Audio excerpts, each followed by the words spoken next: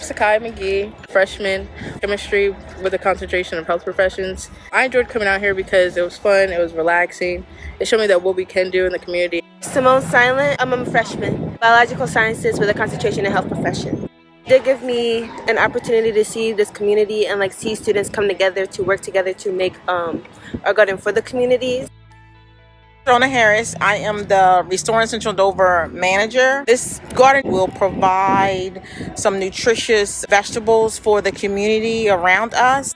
Reginald Bernard Daniel II, Delaware State University, class of 2021, and I'm currently a community engagement specialist for NeighborGood Partners in Dover, Delaware. This area is unfortunately a food desert. The garden is so important, it provides healthy eating options, but also provides a necessary skill set to the people who live within.